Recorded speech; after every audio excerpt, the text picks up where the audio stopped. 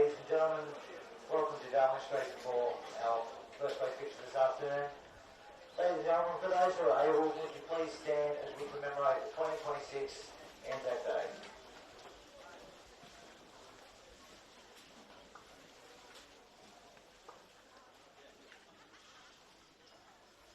They shall grow not old, as we that are left grow old.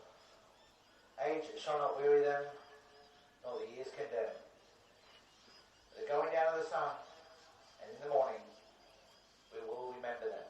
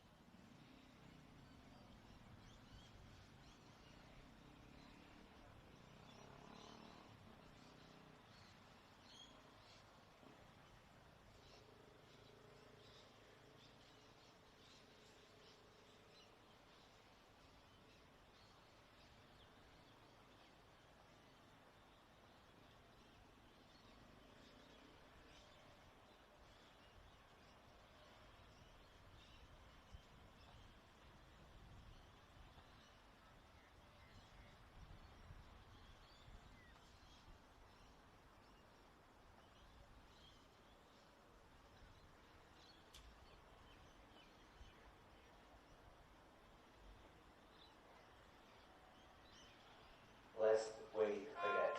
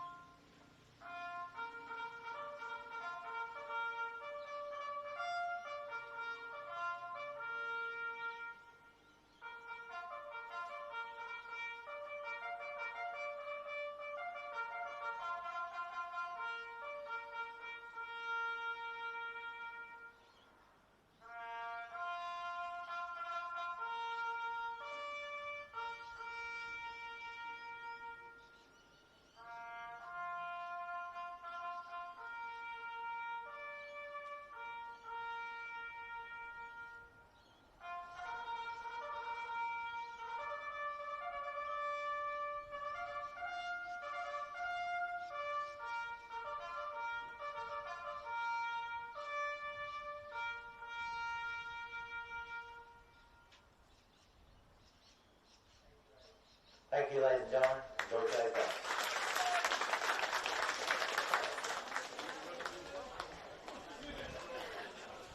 Oh, what a solemn ceremony. As always, wonderful to respect those who've paid the ultimate sacrifice for our country so that on days like today we can come here and enjoy the wonderful game that is football. Chris McPherson bringing you all of the action today for your match around alongside me, a man who knows this ground very, very well.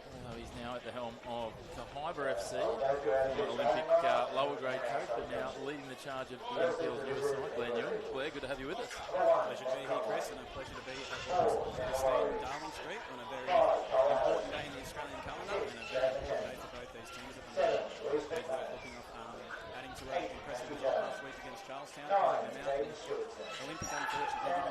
Olympics very late as well, so I'm interested to see how the teams approach such a momentous occasion. It will be interesting. Obviously, the annual tradition will get underway a little bit later today of Adamstown and West Newcastle Olympic joining the fray in terms of the Anzac Day clashes, which is great to see.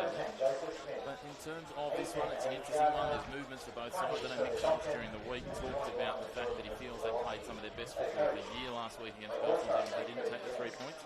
But as you said, Edgeworth looked like they're building on this week as well. So it could be two sides on the rise meeting. We'll have a look at the two sides line up for today. We start with the Edgeworth Eagles. In goals will be Ben Conway, number 4 is Xander Wowry, 5 Tyler Harrison, 6 Jeremy Kecknell, 7 Reece McManus, 8 Matt Jones, 9 Jaden Stewartson, the former Brisbane Magic man, starting up top today. 10 Aaron Neon-Kura will play through midfield, 11 Cleed Goodman, 12 Stephen Corporal, and 19 Tyson Jackson. They are of course coached by Peter McGuinness. And on the other side we've got Adam Pearce in goals for Olympic, Kerry James, Dominic Bryan-Moore at 4, Marcus Duncan, the captain, welcome back in from his suspension, jersey number 5, number 7 is Will Southcombe, number 8 Ben Hay, number 9 is Cale Bradbury, 10 Sean Pratt, 11 Lachlan West, 16 Max Cotton, and 17 Jared Muller. I touched about it there, Blair, but welcoming back in a key player like Marcus Duncan can't be underestimated.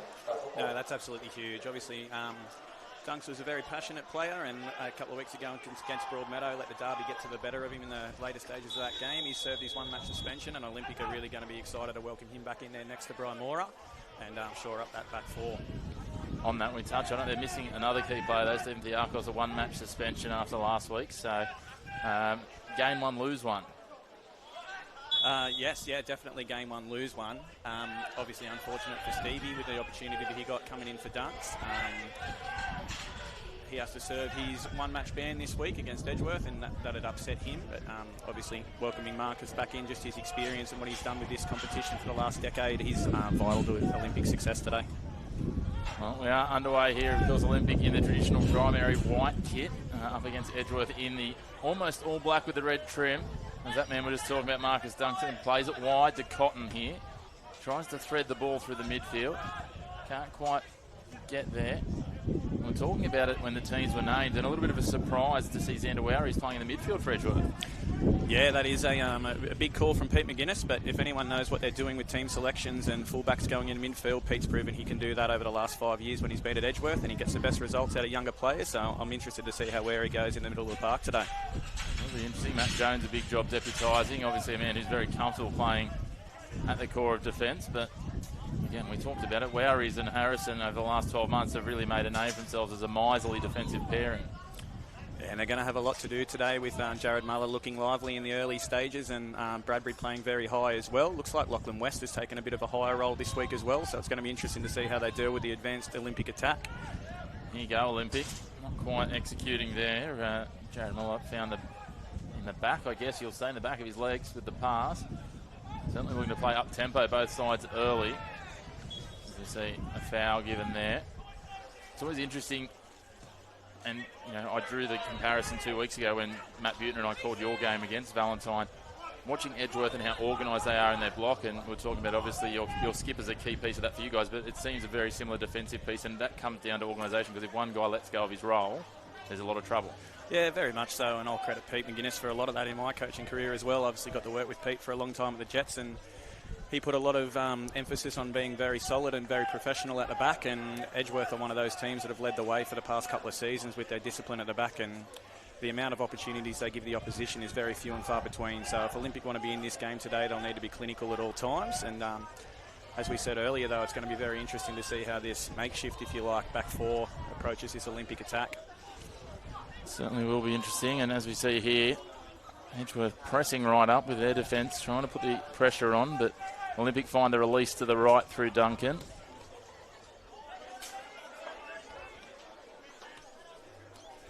Now turnover dangerous in midfield.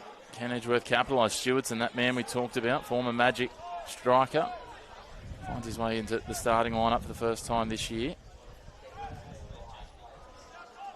Yeah, it wasn't a lot of support for Stewartson underneath there. He'd be upset with his players there. They won the ball, had a chance to make a fast attack, and he was very isolated, so he's made his way back up front now, and Edgeworth looking to maintain possession. To recycle it through their captain in Jackson. Ninkura, who Olympic will be aware of the dangerous threat that he possesses in midfield. Such a handful. We obviously a great pickup for them this year, but he just bounces around with endless energy. He's like an Energizer Bunny through that midfield. Absolutely he is. What a great description. Just finds himself in pockets, very crafty with his runs, does a lot of work off the ball, and then the quality that he possesses in that front third when he gets an opportunity and he strikes a ball, it stays struck. So really looking forward to see how he interacts with Stewartson there. Stewartson obviously will be the hold-up man, we would assume, up the top, and Niankuro looking to bring a little bit of creativity in behind in that 10 role. McManus with the throw into McKechnie. Comes wide. Goodman floats it into the box dangerously. Just punched away, not completely dealt with. But in the end, the outfield players get it back down towards halfway. I think Pearce has done very well there. There is a bit of a swirling breeze. I'm not sure if the cameras are picking that up, but it does swirl around here at Darling Street in this autumnal weather that you get here in Hamilton, and Pearce has done really well to deal with that cross, which would have been very difficult and come upon him late there. Using words like autumnal, mate, you're going to get called back. You're going to do me out of a job. I looked that one up this morning. I think it means the weather in autumn, so someone will correct me online, I'm sure, if it's wrong. I was going to ask you if you had a word of the day calendar. Toilet paper, rather, as Max Cotton comes out of the back. Will South, I'm sorry. It's dropping a little bit deeper. Just working hard there. Wowry's defensive tendencies certainly getting the better of him. A free kick here just short of halfway. Yeah, I feel like with Xander being in that midfield role, it looks to me that Edgeworth have decided to press a little bit higher, a little bit earlier this week than we've seen in previous weeks. So we'll keep an eye on that. But obviously Xander was pressing almost in the front third line there, very, very eager to win the ball back as high as possible. So an interesting development there for Edgeworth's tactics. Misuse there from the free kick. I was going to comment on the fact that Adam Pearce was coming out. I thought he was going to call for the ball, but he's just tending to a patch in the ground that had been dug up. There's all of a sudden half chance here. Duncan gets a header wide. Stewartson picks it up for Edgeworth. He has to track away. He'll look for support. Pass does find McKechnie, but put him under a little bit of pressure. He does well to find us cross into the box. Goodman, if he had have hit that cleanly, it could have been trouble for Olympic. Edgeworth just trying to get numbers forward. Jackson now feeds it into the top of the 18-yard box. Almost got it back, and it's just plugged away, but not fully cleared. There's that man we talked about, Wowry's feeding it wide to the right. McManus floats it up somewhere between a cross and a shot, and Pearce just fumbled it down, but got on it before that man we were talking about before Niankuru could snatch it from him. Straight away we go the other end. That swirling breeze just getting hold of that ball a couple of times. Muller under pressure here against the opposing captain. Southcombe, a nice run. Tries to threaten into the box. Miscommunication there. That could have been dreadful for Edgeworth, but fortunately their blemishes are saved. It's a little bit helter-skelter early here. Yeah, the game's being played with some intense transition at the moment, and Conway just showing there how difficult that ball is to deal with coming in under the wind. And Ben's also got the sun to deal with on that side as well when those balls are coming in. Jared Muller obviously showing his physical prowess as Xander Waries goes in for a very hardy challenge, wins the ball clearly. And again, we're in transition, and Jared Muller going in behind. Muller, as you say, in behind. He'll try and cut back to the 18-yard box. Goes through the legs, and the referee points the penalty spot. That was pretty clear cut. There was no malice in it from Wowry's. He finds himself probably in an unusual situation for him in terms of having to track back against the last or the front line of attack. Matt Jones there, unfortunately, just being caught out. And we just spoke about Muller's physicality, and he does look dangerous when he's cutting in from that right-hand side. I'm guessing that will be some of his tactics today from Bolchi for Muller to cut in from the right, and he's won himself his team a penalty, and there can't be any questions asked by Edgeworth for that. It was pretty clear-cut as far as I'm concerned. Yeah, 100%. Nice and clear-cut. Just as clear-cut probably as the decision as to who's going to take it. Cal Bradbury wouldn't have... he just walked up to it just straight away taking it, but as you say... Clear-cut decision, no real malice in the tackle, but it's one of those ones that made the referee's job reasonably easy. And so now it will be Conway versus Bradbury, two very seasoned campaigners. Bradbury steps up, dresses it, pushes it down to the left, gets the save from Conway. Can't get the save on the rebound, though. Just inches outside of his reach. Good follow through for Bradbury, and Newcastle Olympic lead 1-0. And a match that's been played in extreme transition so far. Olympic getting the better of the early chances. Very unfortunate penalty to concede, and you can see by Ben Conway's disgust there, not happy with his defenders following that one in as well. He did well to get a hand to it. Probably unlucky, to be fair, to push it back central, but Bradbury was the first to react there, and he's scored the early goal, and we can now see how Olympic can hold a lead this week. They've gone up the last couple of times, obviously leading the game 2-0 against Bell Swans last week. Let's see if there's any tactical changes now that they have taken that early 1-0 lead. Very early, as you say, for them to grab that lead, and a lot of football to be played here. But it's the best place to be playing football, you'd think, from in front. Certainly at home on a day like today, Anzac Day, and it's perfect weather for football as well. Yeah, absolutely perfect weather. I'm not sure that any player can have too much qualms today about any heat or rain, obviously, overnight here, which has softened the ground a little bit. It still looks pretty pristine, even after the reserve grade fixture before. So the ground staff, hats off to them to produce this pitch for today at a busy time of the year with Anzac Day coming up, as we see Pearce looking to play out now to the left-hand side. On that note, too, obviously the earlier game, Olympic suffering their first loss of the season, which was a little surprising for some, but a great effort from Edgeworth's reserve grade side, so they'll be very happy with that for their long weekend. Swearies plays it forward here. Number of white jerseys just surrounding Stephen Cordwell as he tried to find an avenue out. Now it's just pushed forward over the sideline. It'll be a throw in for Edgeworth deep in defensive territory. Yeah, interesting from Pratt there when he picked the ball up in that deep position, just looking to play Muller straight away. There was no other thought in his mind at all there. He just wants to release Jarrett on that right-hand side. They've obviously identified that that's an area that they can exploit today, and they've been looked to go on there a couple of times already. It really looks like they're going to try and play through that avenue. Obviously, as we touched on earlier, Jones playing at the left edge of centre-back is not their usual structure for Edgeworth. So, again, when you've got someone as strong as Muller there, that matchup kind of seems like an obvious area to lean into, which they are, but they've gone down the left this time. Heavy touch, though, and Harrison will take it away. Quick ball movement now for Cordwell. Oh, nice little touch out to beat the man. Plenty of space down there on the right side. Can he pull it up and get the cross in? Well broken up by James. And he goes again, headed over, just misses. A little wide to the left from Edgeworth, but showing that they're well and truly still in this. Yeah, Kieri James almost got caught out a little bit there, and Olympic exposed at the back, and Volchi has just let Kieri know about that situation, so I'm sure that he won't be going too far up to do that again. He got unlucky with the touches. Olympic were looking to break down that left-hand side, but it just goes to show that how lethal Edgeworth can be on that counter-attack, and probably unlucky not to trouble Pearcey there. Some nice work down that right flank, wasn't it? And they can get free. Pearce now drives it long, wide down the right. Harries wins the contest. It falls from Niankuru. Hasn't had much chance for involvement yet, but he feeds a lovely ball out in front now for Cordwell. He'll get one-on-one with James, take a strike, and it'll come off James for a corner. Yeah, really well defended there by Kieri James.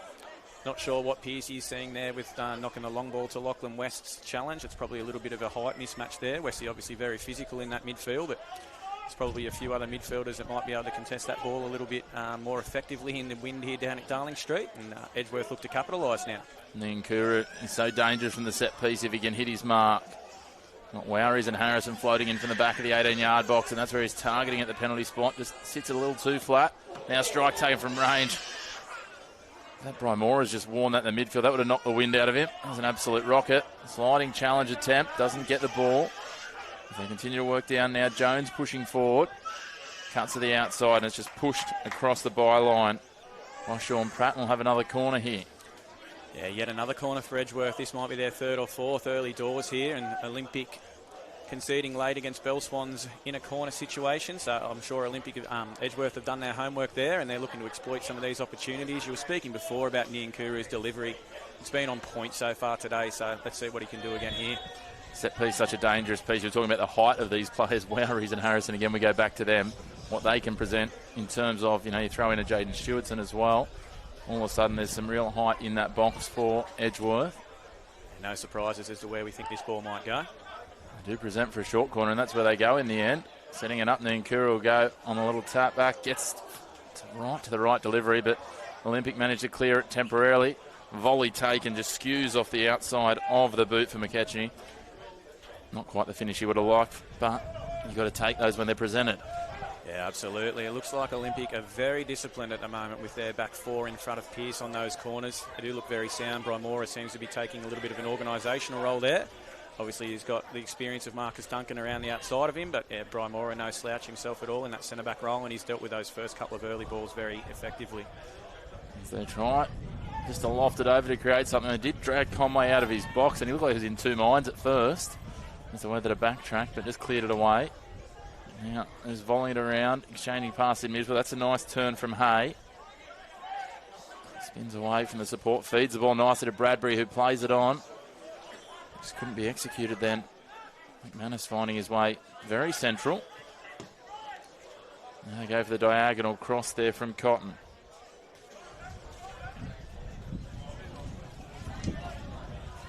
Watch the run here from Cotton. No, they play it into the box. Opportunity, just beaten around the outside of Conway. Heavy challenge, but comes away with the ball, Harrison, and just drives it long. A few appeals from the crowd, but no one really on the field in terms of a second penalty. No, very half-hearted appeal from that. And Lachlan West, probably one of the most honest players that I've ever come across in my coaching career. Straight back to his feet there and back into position without too much appeal. So I think the referee's got that 100% correct. It's a good, strong challenge off the bat. But again, we are a lot further away than the referee is. He was right on the spot. The captain in Duncan now. Looking at his options, assessing, decides to utilise his centre-back partner. Feed it to the left now, James. Hay trying to make a run. Pratt just recycling the ball, and it ends up back with Duncan. He's got Cotton wide. Oh, a little misstep there from the skip. Now he comes to Cotton. There's a little bit of space, but everyone's compressed to the left, so he doesn't have anyone down the line where he was looking. So again, they push it across here. Plenty of opportunity to be patient here for Olympic. And you can see Edgeworth just settling into that block as they try to feed it around the outside of it. Harrison just using his physical presence to get the better of Bradbury there. It's an interesting matchup watching that one. Bradbury just trying to nip around and use his speed and agility, and Harrison will rely on his number one attribute, which is his strength and physicality. Yeah, that looks to be the case so far, and it looks like Newcastle Olympic just very content to keep the ball at the moment, back third to middle third, obviously holding the 1-0 lead. Looking to get Kerry James up the field as high as possible, and Reece McManus having to make a decision whether he comes in or stays in the line or comes out of the line, and that looks to be an area that Olympic may be able to get in behind. We now see McManus on the ball. Driven across to the left here for Goodman. He'll look to turn on the afterburners and get to the outside, but that's going to be a fair foot race, him versus Cotton. He does bounce out of there, tries to thread one through it, somehow finds Niankuru, who puts it in the bottom of the net. My oh my, something from nothing for the Eagles. Goodman took a half-hearted shot that somehow landed on the boot of Niankuru, and he just had to roll it into the net. I don't think he could have missed from there. No, and hasn't that come from absolutely nothing? Just a diagonal ball over to Goodman, who took a fantastic touch. Stood Max Cotton up. It looked like he'd done enough to deal with it. The ball somehow has got through into the centre, and the quality of Niankuru there. He had 2 yard space. Olympic would think themselves unlucky with the deflection into there, but Niankuru does what Niankuru does in those sorts of positions and deserves a goal. And we've got an early Anzac Day cracker here, 1-1 already. Certainly lively. A goal each end. That's Niankuru's 4th of the season, and he won't get an easier one.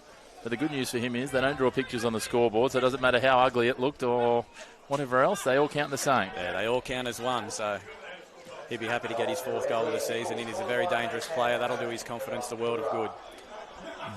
Spring in his step now, but Olympic looking straight away to go on the offensive.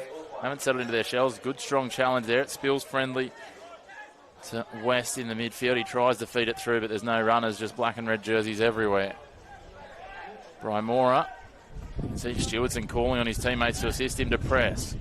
Niankuru off the back of that goal will do so. Cotton now feeds it inside. It's a friendly deflection. Somehow beats the slide of Wowries. Bradbury feeds it across to the left. Little missed touch from Hay. You won't see many of those. And James dispossessed. Hasn't had the best start to his afternoon on Anzac Day yet. Kerry James. As Pratt wins that one out, and both sides pretty willing in the challenges as well. And this game is very stretched at the moment. Then into the box here, opportunity. Muller was sniffing about. You can see he got a little excited. And the offside flag's gone up. Yeah, just a bit too excited, I think. It was interesting to see McKechnie this there as Olympic were trying to build up and Lachlan West came inside. It looks like that he's followed him from one side of the field completely over to the other side of the field as well, bypassing his other midfield counterparts to track West into those dangerous positions. So that's been interesting to see so far. Now we see Conway get the ball returned to him, and both sides looking to press, looking to counter-attack, and as you said, it means everyone's stretched here. Interesting to see how the fuel tanks go heading into the second half with the amount of pressing and effort that we're seeing both sides of the ball. We go back to Duncan here, and exactly in response to that, you see Stewardson push forward. A little mistouch there, but Jackson will track back and take it for Edgeworth. That was that early ball again from the right-hand side of the fence, whether it be Max Cotton or Marcus Duncan looking to play straight into that right-hand side of the pitch. Jared Muller looks like he's gone over to the left as we see the ball head out to Reece McManus there at right back for Edgeworth. And it's just that little bit of space, but couldn't put the accelerator down. That's a really strong challenge there from Southcombe, who's found his way over. Usually starting over on this right edge, and as you say, it just looks like they're playing a very flexible sort of structure through that midfield Olympic, and whether it does appear they're following their men rather than the other way around at times. Yeah, choose your own adventure at the moment. If you're a midfielder, you pick where you want to play, left side, right side, just follow the ball. And with the game in transition, as much as we see Edgeworth here on the counter-attack. Opportunity for Edgeworth. Coming down the left here is Goodman. Will they find him? They do with a step of space on Cotton. Can he get to the outside again? Now he cuts back. Little spin move. Gets into the 18-yard box, but support arrives. Jackson pushes forward. Feeds it into Niankuru. Gets a little touch on for Jackson. Appeals for a penalty. I think the contact might have been outside of the box, even if it was illegal. But the referee, again, right on the spot. I'll give them the benefit of the doubt. And it's prodded. And Marcus Duncan says, I've had enough of this. This is going long. Yeah, some quality combination play from Edgeworth there around the outside of the box. Nice 1 and 2 touch passing. Potentially could have been a foul on Niankuru just outside of the box, but they look dangerous when they get the ball into Goodman on this left-hand side here. It's an interesting matchup between him and Max Cotton delivering as the ball goes into the box here. Found Stewardson, but he just had to turn away, so he couldn't direct it where he wanted. That was a nice little ball from Tyson Jackson. Both teams look like they're starting to figure out how to utilise this swirling wind to their advantage at different points. As soon as they get settled with it, though, the one thing that you know at Darling Street is it'll change a little bit and then they'll have to reset again. Yeah, 4 seasons in one day here in Hamilton West. Opportunity now. Jackson, nice ball for Goodman. Again, this battle with Cotton, he's making him work for his match day. Cuts across and thought about feeding it to Niankuru. He's just going to race across everyone. Will he take a strike? Yes, he will. Flew just outside both the crossbar and the post. Backing himself, though, Flynn Goodman, and after setting up the first goal for Edgeworth, why wouldn't he? Yeah, that has to be a warning side for the Newcastle Olympic defence. Goodman has just travelled straight across 3. Very passive Newcastle Olympic defenders there, and being able to get a shot off 30 metres inside from where he took that first touch. And very, very unlucky Edgeworth not to be up 2-1 after that chance.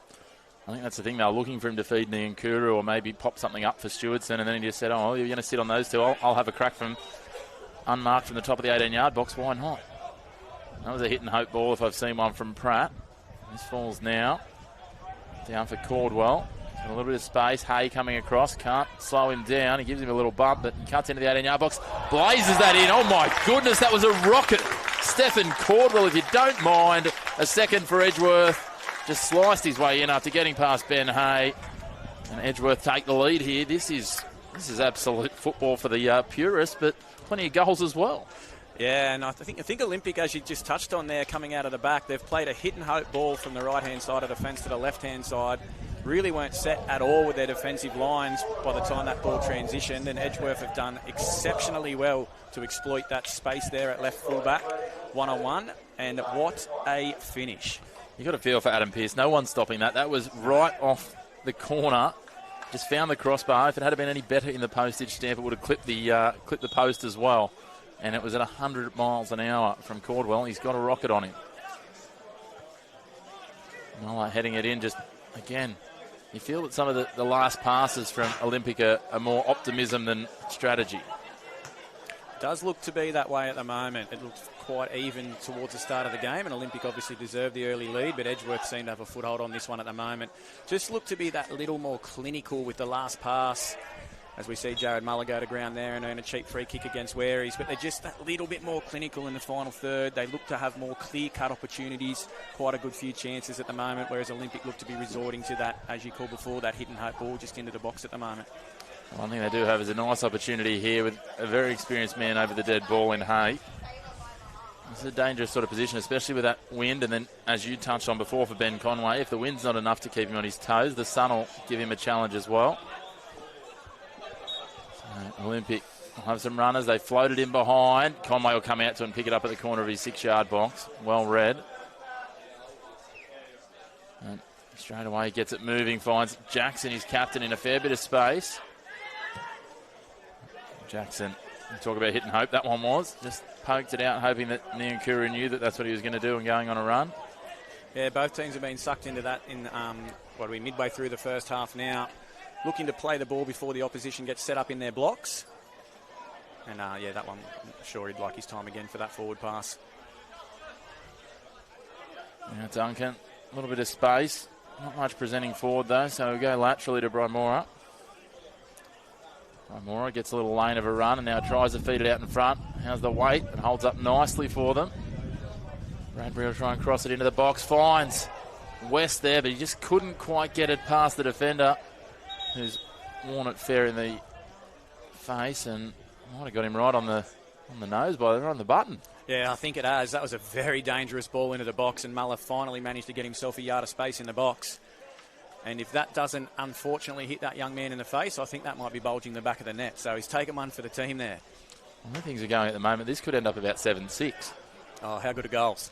Goals are great. I tell you what, it's been some exciting football. There's been some moments where you're wondering about the strategy, but it seems to be playing off for both sides at times, and that's what puts bums on seats. Again, we talked about it before. It's a perfect day for some attacking football, so good to see both sides going at it. Ben Conway's now a doctor. He's dishing out some treatment as well. There's not much he can't do down there. He saved the first up shot on the penalty before. Couldn't get the rebound, unfortunately, but now he's tending treatment to his teammates. Yeah, he's a likeable young man, Ben Conway, and I'm sure the wise words he would have given to his defence there would have been very heartfelt, and they'll be set up a bit better next time that those balls come into the box. I'm sure of that. There's a man that's been around that club for a long, long time. It's obviously Edgeworth Eagles in the family blood for him. So yeah, his father Dean, obviously years ago, grown up around Jack McLaughlin. So great to see him continuing that legacy and tradition. As we see now, Olympic pushing numbers forward. Pratt's there, lofts it up, trying to just find someone at the top of the 18-yard box. It falls now for Cotton, who takes it on, plays it down the line. We get the return pass. They try to, but Jackson breaks it up.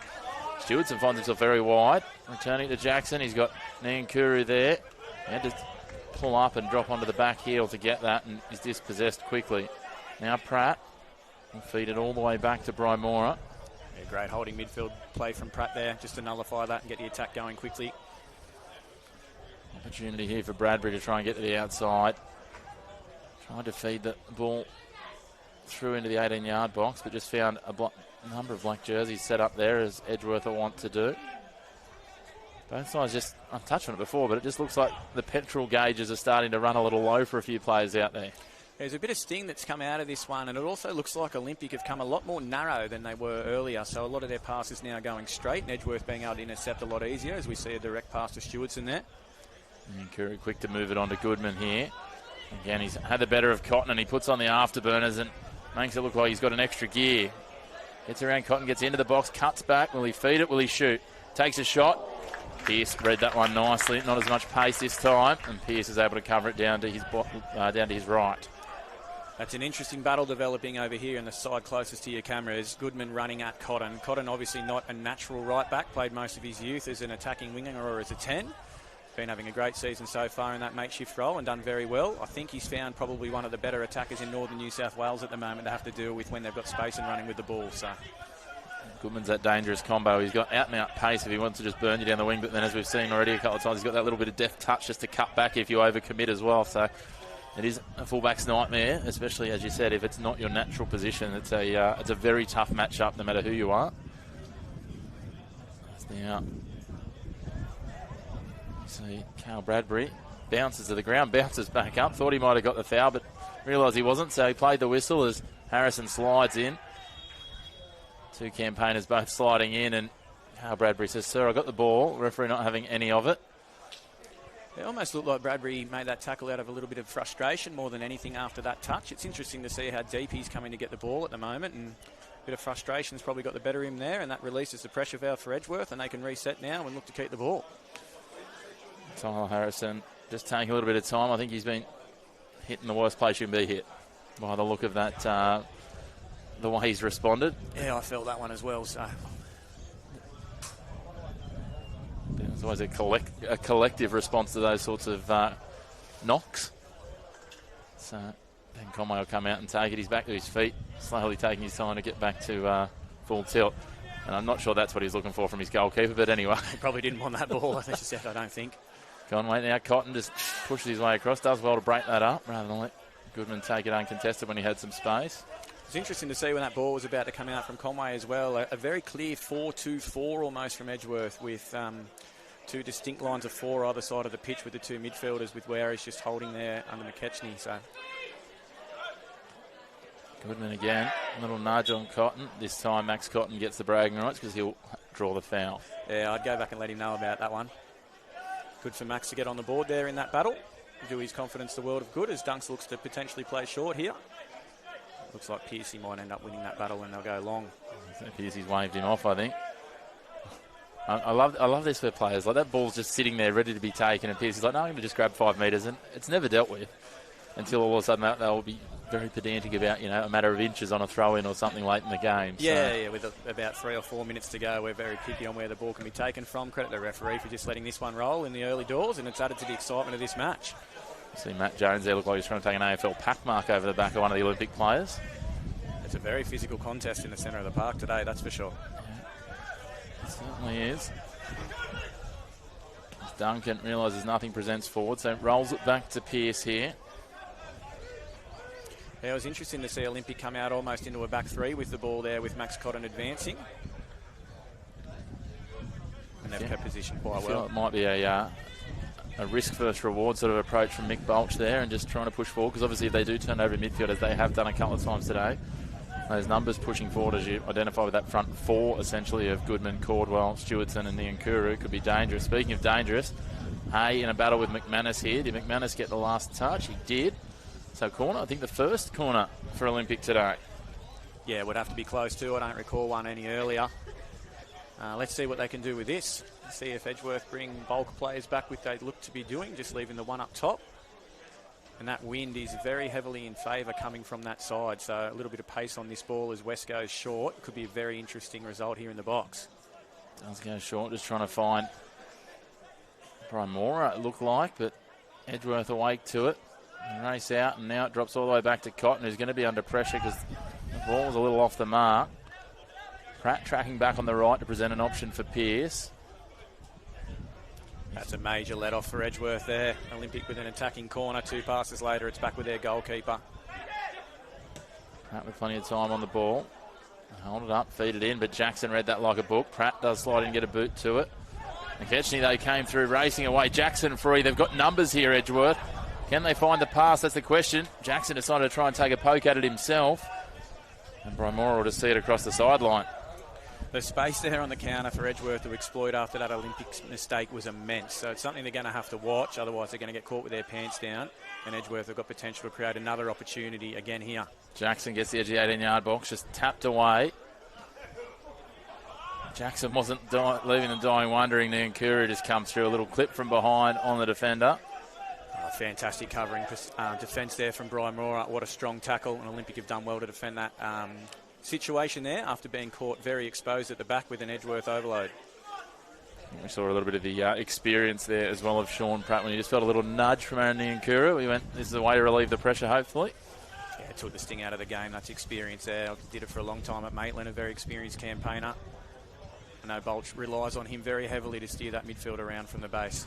Maoris and West going toe-to-toe. Unsurprisingly, when it came literal shoulder-to-shoulder, Maoris does get on top. I've been impressed with Wary so far in the midfield. Very different from Pete McGuinness to change something up, but it seems to be working so far. He must have been questioning it when Matt Jones gave away that penalty, I think, early doors. But as you say, it has worked out pretty well here as they try and feed this in.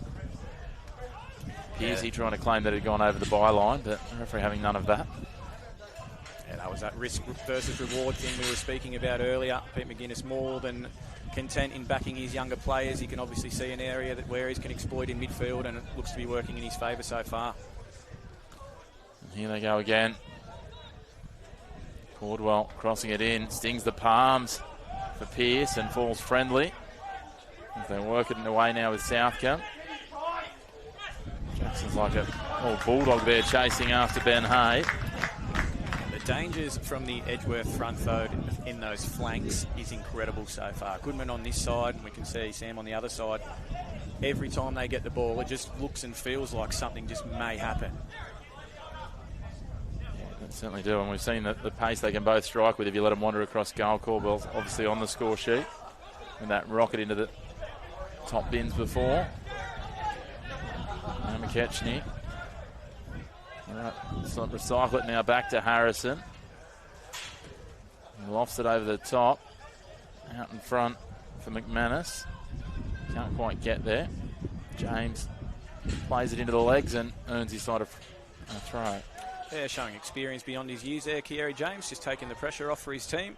Olympic now look to keep the ball, and this will be interesting to see if they look to go long here or they look to build up. Edgeworth trying to press to disrupt. It worked out. They went the long pass again, that hit and hope almost. It wasn't a real target in mind, and now McKechnie set free through midfield. If we can get a ball out here, Goodman against Cotton. Cotton back-to-back wins. That's nice work from the young man. Right fullback for Olympic. Ben Hay sends it wide. James, that's that role you were talking about before, pushing forward, getting himself into some space. That looks much more comfortable for Olympic. He's under pressure from Niankuru. Did well there. Experienced midfielder, and straight away all the space in the world for Cordwell. Brimora's going to have to track across. One-on-one here. Cordwell will try to get to the outside. Will he pull it up and cut back? No, he tries to put it through the legs. James arrives in support. He's done well after the run that he just put in down into attack to have pulled back so quickly. Yeah, he's done exceptionally well to get back, but we've spoken about it a couple of times now. That is a gaping hole once Kieri goes forward. Brimoura far too slow to get across to that left-hand side, and Cordwell looking to exploit those wide areas. Cotton plays it centrally, and now it's pushed wide from Muller. Southgate. And then we get a foul. Muller, a little too much niggle as he tried to get past Jackson there. That's where he's again with good coverage there in the midfield.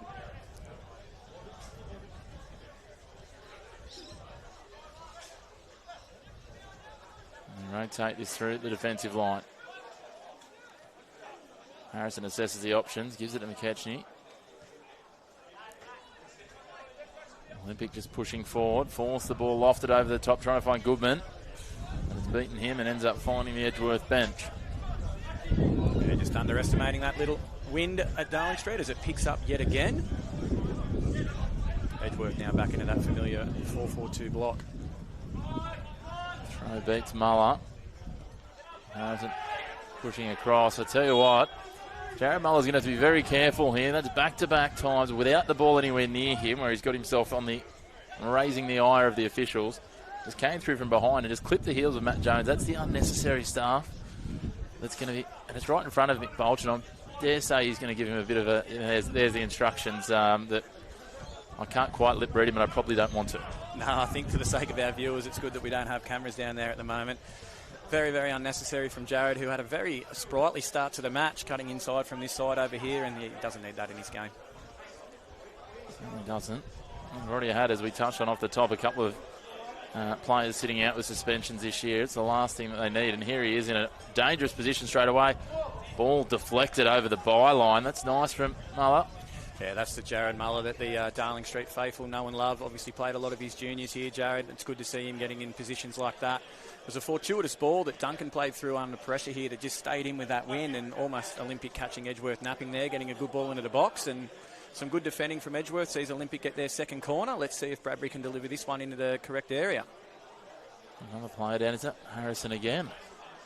He's in the wars, this young man. Looks like a similar sort of reactive piece. No, it's not Harrison. Might be Matt Jones, I think. Harrison marking up on his opposite number in Duncan there by the goalkeeper. Either way, they're taking some. It is Matt Jones. He's back to his feet now. Instead, I think it might have been a similar knock based on the reactions. As we head deep into this first half. Lofted in high. Conway gets one hand to it, gets two hands to it, not completely dealt with. Then Goodman, rather than just try and clear it out, he plays it to his own advantage here. They like to go on the counter. Plenty of Olympic numbers back. He tries to loft it and beat Kerry James for Niankuru, but I'm sorry, it was West back there. Yeah, that's much better transitional defending from Olympic there. Got four players behind the ball immediately. Lachlan West has covered an immense amount of ground to get back to there and nullify that Edgeworth counter-attack. That's a nice ball from Cotton for Muller. Does want to keep it inside the sideline. Now we play it in. Ben Hay. Muller trying to appeal for a free kick there. I think he might have taken a very easy route to ground as soon as he felt some contact, and the referee seemed to share that opinion. His match isn't shy of a tackle at the moment. The players are going to have to watch themselves as half-time approaches. The referee's done well to manage it without having to go to the pocket too often. I mean, he could have set a very low platform for what was acceptable, but I'm a big fan if both sides are giving a little bit to let it play, and he's doing a wonderful job of that as Nyankuru gets a boot in there. Harrison. Driven long, just cleared away. Brymora picks it up on halfway. He'll rotate it through Duncan. I have to say, the first grade games I've had the pleasure of calling this year, the referees have been very good in letting a little bit go both ways and then dealing with the major incidents. As that one sails over the crossbar, I'm not quite sure if that was designed as a shot or a cross. Yeah, I've found that as well. Obviously, sometimes it gets frustrating when you put your coach's hat on compared to a spectator's hat with what the referees come out with some weeks, but no qualms from myself with the Hyper Faithful so far this year. There's always been a good standard of refereeing, and as you're saying, the amount of cards has been lower potentially than other years. I'm not sure if that's a description for the referees to go by, but it does let the game flow and it allows a good competition. Yeah, I certainly think so. We want to see a little bit of physicality as we have today and some attacking football with it, but you want to see 11 on 11 where possible. As that one just takes a little bit of a deflection and Pearce will come out, and I thought he was going to fall down and slow things down, but he decides better of it. Yeah, it was a very tired pass from McManus there into the centre of the field. Pearce just happy to roll this one out to the feet of Brymora. There's the Duncan and Cotton, who, after certainly being on the other side of this contest early, I was going to say that one will be a foul. Just a little nudge from Harry's, and just as I was giving him a rap, he draws the foul. He looks like he's found a second lease on life in the last sort of 15 or so minutes, Max Cotton. Yeah, most certainly. A couple of those challenges and winning the battles against Flynn has given him the world of confidence. He's going forward now and combining well with Southgate. We see both of them heading up that right-hand side of the field. Cotton in a dangerous position now. Feeds it into the box, deflected on the shot from Muller.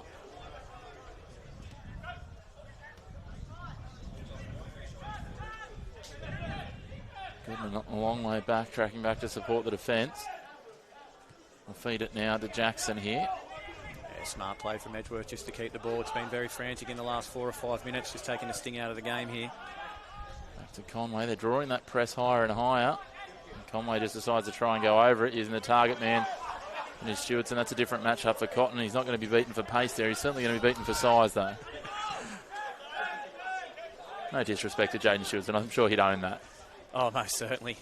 He's been known for a number of years now for his height and physicality, so good to see him winning the ball there and under pressure. Nice work on the outside from James. McManus comes sliding in and wasn't the prettiest of tackles, but it did disrupt the play, and now Olympic will have a throw deep in attacking territory. Yeah, not pretty, but as effective, as they say. Nice little ball there from James for Bradbury. Push through. The touch just a little bit heavy from the young man. Yeah, what a let-off for Edgeworth that is. Olympic really looking to push high as this half comes to a close. Really good opportunity for them to create something there. That's rather wasteful. They won't be happy with that at all.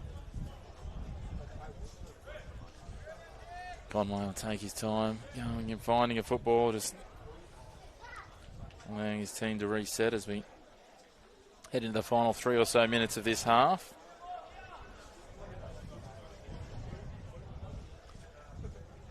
As always, make sure to stay tuned to the Northern New South Wales Football YouTube channel. Every match, first grade, reserve grade, men's and women's, live and free. Match the round with commentary each and every week. I heard there's an absolute cracker on at 3 o'clock tomorrow afternoon, so make sure the listeners tune into that one as well. Plenty of football across the weekend, which is always a good way to spend your long weekend. Yeah, there'll be a couple of players that'll be happy they've got Monday off after the physicality of this match, that's for sure. We're not even halfway through. No, exactly. I feel like there's still some twists and turns to come. That's a great thing this year too. The competition's so close between all the sides that if you don't turn up on your day, you know, not only are you going to be a little sore and sorry, you're going to be walking away with no points. Olympic know too well that if you don't execute for 90 minutes, that no matter how well you start as well, you can drop some of those points, which has just kept the competition so close. They would love nothing more than to get themselves back on the winners list. It's been a few weeks. Yeah, it has now, and you just wonder how much that frustration starts to creep into the camp. Obviously not winning in their last 4 outings. You start to really be desperate for points. You start to play a little bit differently. And as Bolchie said, they played their best football of the season last week against Bell Swans. Just didn't execute for 90 minutes. As we see Wareys with a fantastic forward touch there. Edgeworth on the break again. Manus with the overlap. He's ignored. They feed it into the box where it's headed clear by Duncan. Hay prods it forward looking for Muller. Gets it. That's a nice first touch out for Bradbury. Bradbury just holding it up, plays it out now. Return to Muller into the 18-yard box against Harrison. Harrison gets the boot in. Muller clutching his ankle as he went down. It did look like Harrison got ball first and Edgeworth come away again.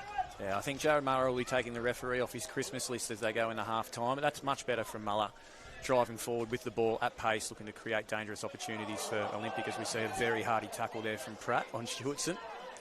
Bounce back up and happy to go on with it. Two players that like to be physical about how they go about it, as this one races away from everyone and Pearce will just watch it go across the sideline. I'm intrigued to know what players do have referees on their Christmas card list. All of them, I'm sure. Yeah, all of them. Because someone who refereed a different code previously, I'm still yet to get many Christmas cards from players. I'm not sure. And definitely not from coaches. I'm absolutely certain that's not why they do it, as we see Olympic turn the ball over cheaply again in their back third. Goodman again, working it. Quick ball movement from Edgeworth. Notable foundation of what they've done today, Jones. And they're just pressing him. He goes all the way back to Conway. Muller did well to shut down the alternate option to the other centre back as we get confirmation from the fourth official there'll be 3 minutes of added time as a minimum. Headed forward. That's one of those ones that sometimes you see let go, sometimes you don't, but Ben Hay gets the call there. Yeah, he's used his body well there to shield that, and he's suckered Xander Wareys into a tackle he probably didn't need to make, which has put them under pressure again as this half must be almost over now, as we saw the fourth official give 4 minutes, was it there earlier? 3 minutes. Still feels like there could be something late happening in this half as Olympic are on the attack again. Kyle Bradbury, he's taking the 2-point field goal. Thinks he's playing in the NRL. Wrong code. That's tomorrow afternoon at McDonald Joad Stadium over there. To be fair, we have seen Bradbury score from there quite a few times with Lambton Jaffers. He's very dangerous when he gets hold of those ones, and that one looked like it was going to trouble the Hamilton locals on the other side of the fence more than it was going to trouble Conway's goal. Yeah, you can certainly, when he gets the laces through it, both he and Ben Hay have got ability from range. There's a few players on both sides actually, which just it does tell you, even if teams are getting that defensive block set, there's an opportunity just for something to be pulled out of the top shelf for them. And some real mix of goals from the deflected penalty. The absolute rocket into the top bins, and then the scrappy tap in from Niankuru. We've had a bit of everything today. Speaking of everything, the referee's going to his pocket here. Reece McManus has left him no option. Just absolutely cleaned up the Olympic attacker. Yeah, we talked about the physicality, sort of, give and take. That's taking it beyond that. Yeah, that was a rash tackle there. I'm sure he'd like to have his time again with that decision. But credit to Jared Muller. He's been under the pump for the last 4 or 5 challenges, riding challenges everywhere in the field. The decisions haven't gone his way. Still looking lively in the dying embers of this half, and he's earned his team a free kick here. Can Olympic capitalise and send both teams into the sheds even at half-time? Let's send the crowd here into raptures. It's driven into the box. Hay got up to it. Pratt just pokes it through. He would have liked to have had a little bit more gas on that. Conway deals with it easily in the end. More gas, and it might have been a real challenge for Conway to get down to that bottom corner. It was on a good line. It was on a good line. I'm not sure he got all of that. Conway, well, he certainly got all of that. He's nearly sent it down to the other 18-yard box. Max Cotton's done well, got back there to get a header. And Pearce has absolutely bust a lung there to get across and make sure there's no corner. Yeah, Hassel Street to Darling Street in one foul swoop of Conway's release there, and yet again another chance. This game just has everything at the moment. It is so end-to-end, so open, so much in transition. Both teams looking to try and score again before half-time. Wonderful football as a neutral. Nerve-wracking if you're a fan of either side. Stewardson fighting here. Gets a little touch on it, but Hay gets through. Almost beat McKechnie, but it falls friendly, and all of a sudden advancing forward, Southcombe plays it out in front of Cotton. Southcombe goes shoulder to shoulder with Corbell, who's come across from the right-hand side. Finds Southcombe again, flicked into the box. Oh, that would have been amazing if he'd finished. That was wonderful lead-up play. And then is that West in the box who just couldn't quite finish on the whistle? Very, very pretty to watch from Olympic there down that right-hand side with Cotton and Southcombe combining. It's a nice note for Olympic to finish the first half on with such a good opportunity, and they have shown they can play some good football at times. But I think that Pete McGuinness will be the happier of the two coaches going into the sheds. Well, it certainly wasn't the goal they were looking for here at Darling Street in the lead up to half-time, but it will give the fans plenty of confidence as the teams go to the sheds. Is Edgeworth leading 2-1 in this Anzac Day Classic? It's got 45 minutes to go that promises so much more. Edgeworth, 2 goals, one to Aaron Niankuru, the other to Stephen Caldwell, while Olympic got on the score sheet as well. So from the penalty spot, thanks to Cale Bradbury. At the break, it's 2-1. On behalf of myself and Glenn Ewan, we'll sign out for the first half. We'll rejoin you in about 10 minutes for the second half here. Don't go anywhere. Make sure you stay tuned to the Northern New South Wales YouTube channel.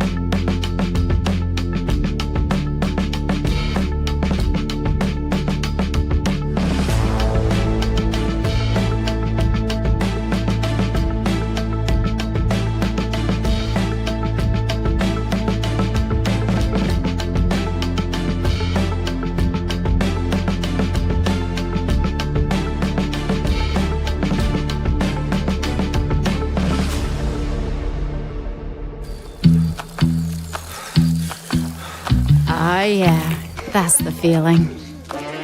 Progress. Momentum. Getting somewhere. That's what it feels like when you bank with Newcastle Permanent. With local experts and award-winning customer service. We're here for you, and we're here for good.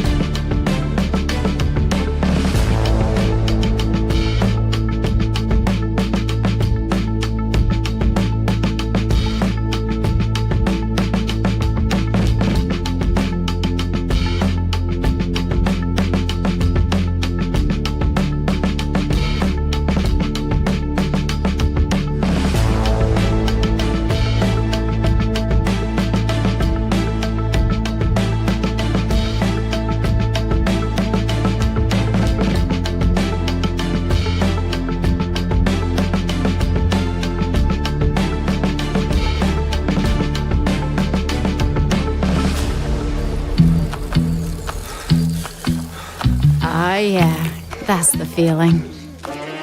Progress. Momentum. Getting somewhere. That's what it feels like when you bank with Newcastle Permanent. With local experts and award-winning customer service. We're here for you, and we're here for good.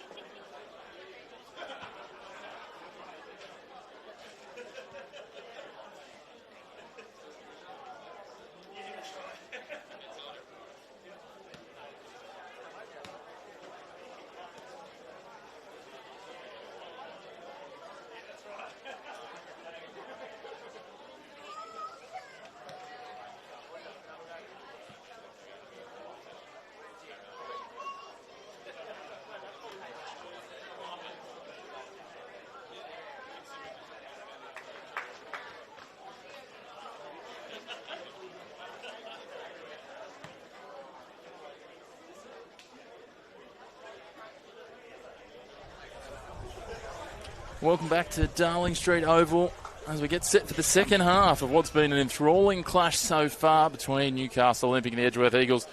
At the break, the Eagles do have the lead. Now I'm joined by a man who's very well equipped in terms of answering this next question, Blair Newham, the coach from Khyber FC. What would have been the conversations at half-time from the respective coaches? Let's start with the home side with Mick Bolch. He'd be upset to give away another lead.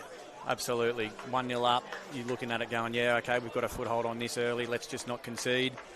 I think the eagerness in defensive transition to get back into those left and right fullback areas to stop the likes of Goodman and Caldwell this side has to be a priority for Olympic. And Pete McGuinness for Edgeworth, he'll be saying a lot more of the same, I think. He won't want to give away this lead now, tightening up a bit of where he's positioning in the middle of the park there to ensure that the centre-backs have got a little bit of cover, making sure McManus is nice and tight over here on this side of Bradbury, and just to keep doing what they're doing with isolating Goodman and Caldwell in dangerous areas, and this game could go either way.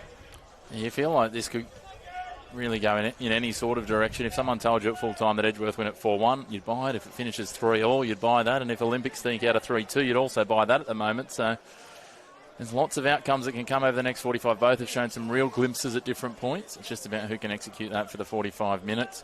And then also always that big question mark of which bench can make the most impact in this one, because there's some talented guys on both benches.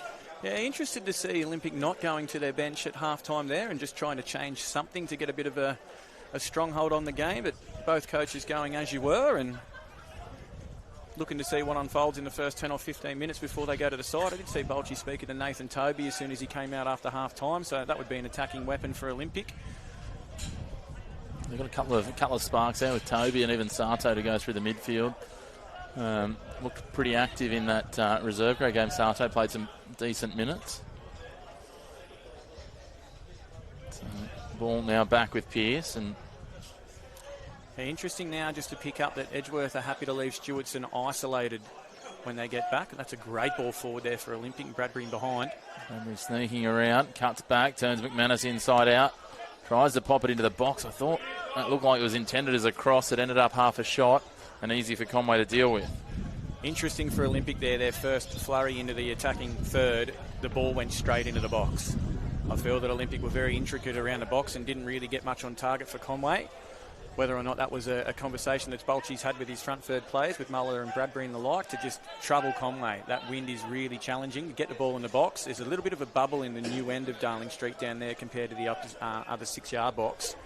We saw the early chance for Niankuru scoring from Edgy in that exact area there with a deflection and a bobble, so you've got to buy a ticket if you want to win the raffle, and it looks like Olympic have started to do that in the second half. There's Max Cotton getting the early bragging rights in that battle that was in the real key in the first half, and that's a nice ball in behind. I'll tell you what, I don't know if that was good management by Jones on Southcombe or a bit of good fortune, but either way it works out nicely in favour of the visitors. Oh, I think he got his body shape terrifically right there, Matt Jones. That's a fantastic covering tackle. McManus clubs it forward, and Stewartson, offside flag goes up. He'd won the battle with Duncan, but he got himself too far down the pitch.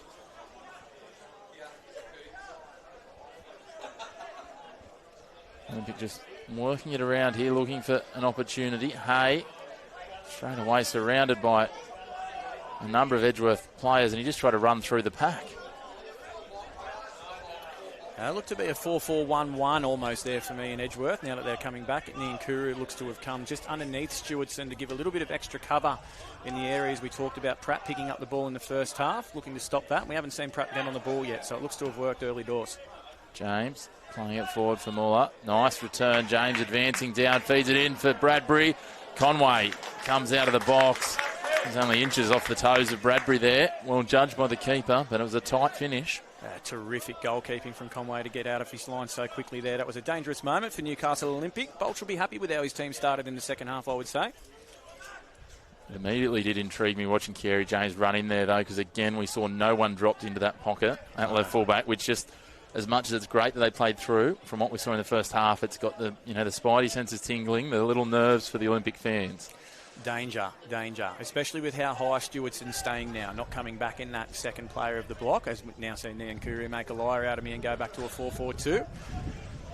Potentially it's just in the positioning of Pratt and where Niankuru is putting himself now, and he's BPO positions as McManus knocked the ball out over the sideline, and Kerry James looked to take a throw-in in front of what is a pretty healthy Anzac Day crowd here still for the second half. It is a good, healthy crowd. Nice little cluster down on the northern hill as well.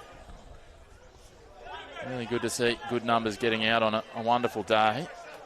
Undoubtedly partaking in some, what I'll argue is one of the better canteens in northern New South Wales, although on the Kings of the North Chicken Burgers, Cohiba's leading the way at the moment, so...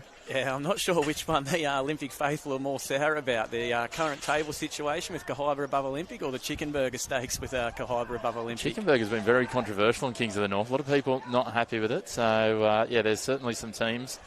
I know there's a few of the Valentine faithful that weren't happy with the low performance from there, probably equally with their 3-0 loss last week. It was a tough week for Valentine. Yeah, I did have a chicken burger when I arrived today, and props to Tantos and Theakos and Fellas in the canteen. It is a quality chicken burger here and has been for over a decade. So I took on the 3G chicken burger today, and I'll tell you what, that is an experience with the bacon and the egg and everything here. It's well worth coming down to Darling Street just for that. Showing a very good game of football that we've got on our hands here as Goodman gets free down the left.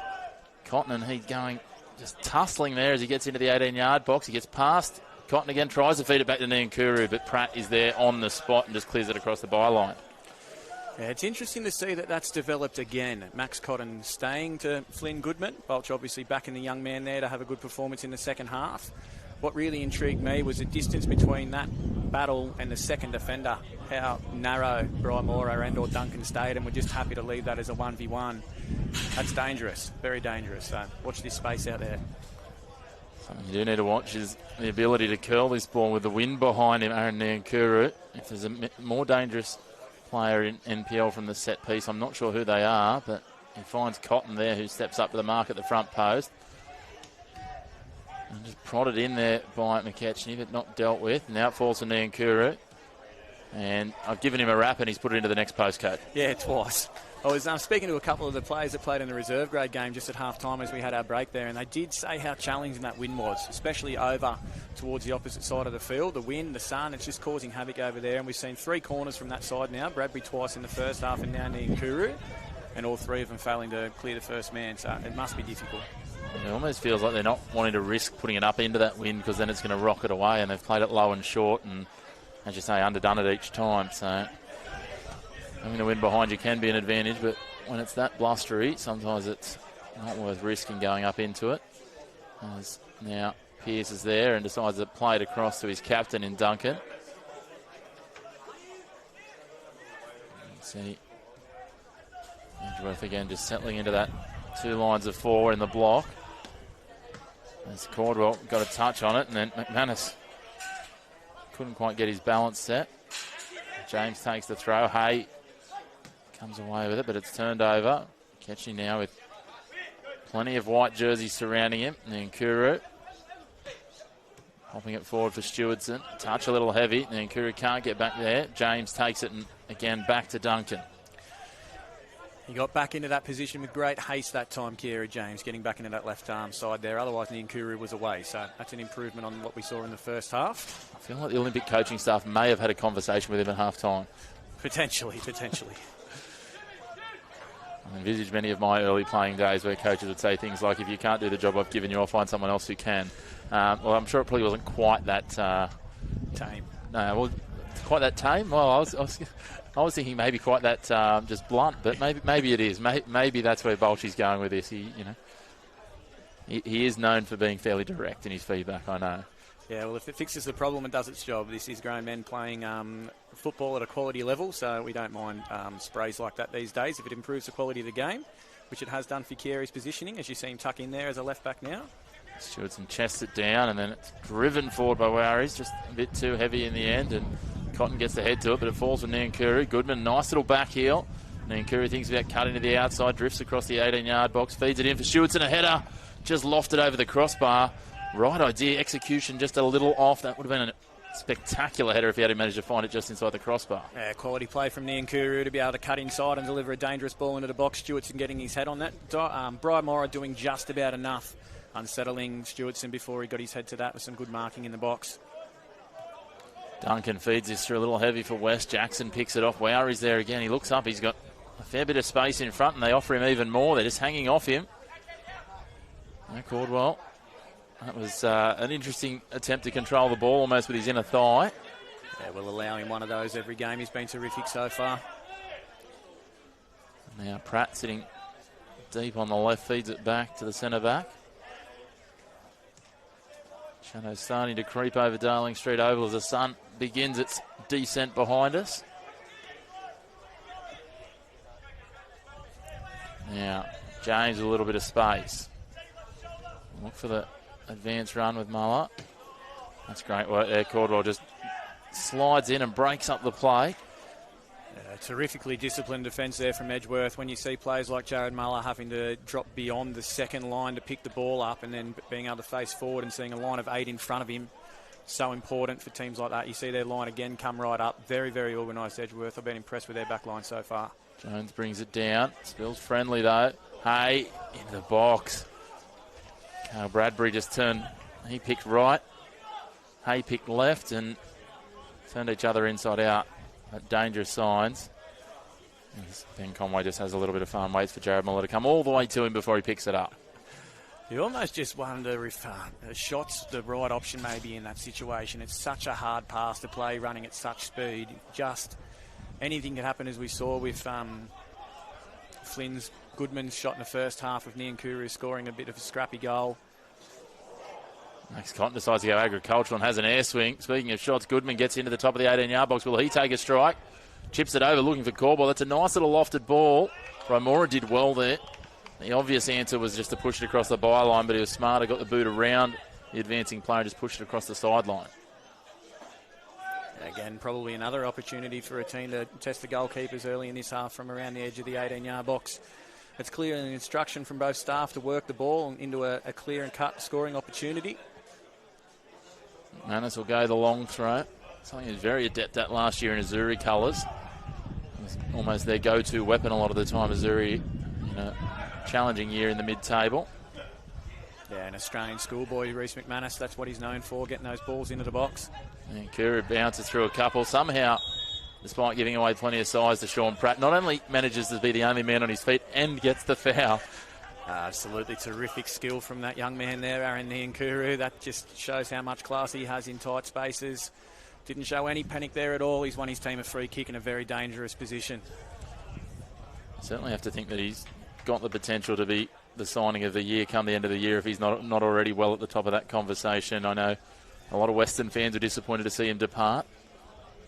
As we see Balch go to his bench now, we'll see a couple of changes coming. Toby and Furitani both ready to go. Yeah, both those changes were the changes we alluded to. That is a strong shoulder-to-shoulder contest there. Sean Pratt comes off second best as it's fed in the box here. McManus. Muller, he's put that into the car park. And I thought Pearce had gone down holding his leg then, but he's back straight back up. Nervy moment there for Newcastle Olympic. They're just waiting to make this sub now again for another second defensive corner. Rule number 1, don't make a substitution on a defensive corner. Just biding their time now again. And Kura now into the wind. This will be interesting to see. And the little shadows there in the corner. Fires his hand, still just couldn't get the drive on it into the breeze there, but he's got another chance here. Floats it in dangerously. Just scrapes across the face of goal. If it got any closer, it would have taken a couple of coats of paint off the crossbar. I think it may have skimmed the crossbar. What a dangerous ball. Just an ever-present threat, isn't he? Just so vibrant. Carl Bradbury trying to put this out in front, testing the pace of Muller versus Jones.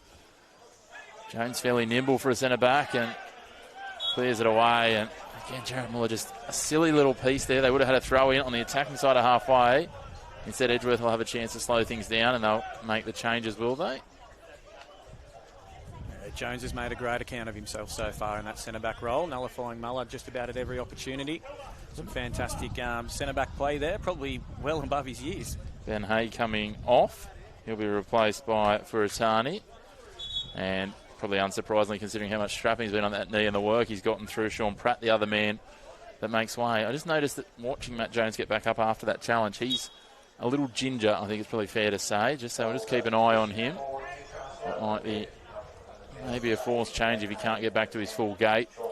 He's been through the ringer so far. As we've said today, it's such a physical game. Some interesting changes there from Newcastle Olympic, obviously changing their holding midfielder, where a lot of the play went through to start with in this game. And Ben Hay coming out also. So let's see what Vulture's changes bring this fixture. Interesting with the changes happening. It looks like Furitani's gone into that midfield, into the holding role, which would make sense with Nathan Toby pushing a little more forward. They're almost into a wide area there on the right-hand side for Nathan Toby by the looks. Will Southcan coming inside. Lachlan West looking to play a little bit higher up, and it just looks like Olympic with 1-6 now as it's isolated on that right-hand side due to that situation. Trying to find a ball out in front of Goodman here. Cotton does well to track back.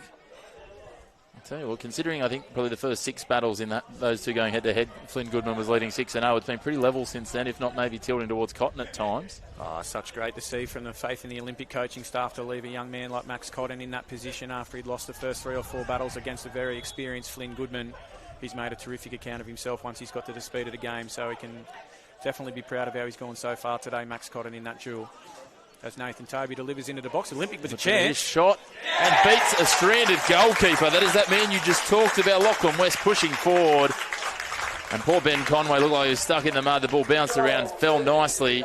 And West did it well. Finished to level us up at 2 goals apiece. Oh, it was a man we were just talking about, Max Cotton, that had the foresight to play a very quick forward pass on the right-hand side there to the fresh legs of Nathan Toby on the right-hand side, who delivered a terrific ball into the centre. It fell very fortuitously for Lachlan West. We just said he would look to get up higher up the pitch. He was in that area, bought a ticket, great strike, and Conway could not deal with that one. It's a wonderful finish as we see Jaden Stewartson's going to come off. And is that Matt Jones as well after we touched on that? He did look like...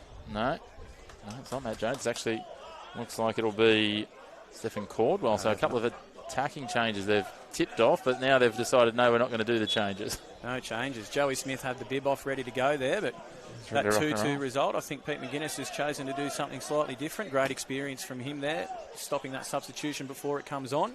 They're the little details we look at as coaches that can change games, and obviously 2-2 now. Looking to go back to the drawing board and maybe make a different type of substitution. Goodman threaded it through the legs there, and they were going shoulder to shoulder. A few of the Edgeworth players wanted the foul, but it falls friendly for them. Goodman into the box, opportunity to take the lead back. Bounces around awkwardly, but it's going to go across the face. Was that the chance Edgeworth had straight away for that quick response? It's gone begging. Conway too good, they're up to the mark. Somehow Adam Pearce has kept that out. A ricochet in the box there. Literally end-to-end football here at Darling Street. Plenty of time still for twists and turns to come in this one. Edgeworth slicing through the midfield with McKechnie, but he leaves it behind. And the goal scorer in West comes up with it, Bromora. Risky pass there. Probably need a little bit more on it to get back to Pearce as 2 players go up. McManus comes down, holding his back. It didn't look like there was much contact in it. I think he's fallen awkwardly there, Reece McManus. Turning into a bit of a war of attrition at times here. It is, isn't it, what? It's a wonderful game of football, and I'll tell you what, it's a great advertisement for the NPL this game. And that point we were talking about earlier, in that it doesn't really matter where you're sitting on this table. Edgeworth obviously being one of the pace setters to an extent early in the season. Olympic have been battling for points over the last few weeks, and here they are toe-to-toe deep into this game in the second half. Yeah, 2 teams that are desperate for points for very different reasons. Edgeworth trying to stay in contact with Broadmeadow and Western, who have emerged as early front runners in this competition, and Olympic just looking to get that win on the board. 5 games now, obviously this one included. Scores level here. There'll be a lot of restless fans here at Darling Street. Certainly would. Here comes Nathan Toby. Aries will go into the book. Nathan Toby's looked very energetic since he's come on. He's given Edgeworth something very different to think about. I can only imagine that's why Pete McGuinness didn't make that substitution earlier. It looks very exciting, Nathan Toby, since joining this match.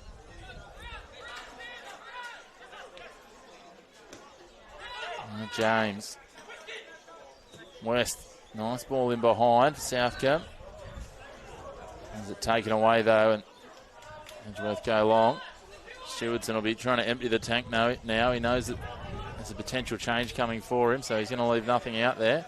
As Duncan wants the sandwich. A little bit of push and shove here between West and Cordwell. Southcombe getting himself involved. He's going to need to be very careful, and Cordwell goes into the book for a little bit of a push after the fact. Cards are starting to come now.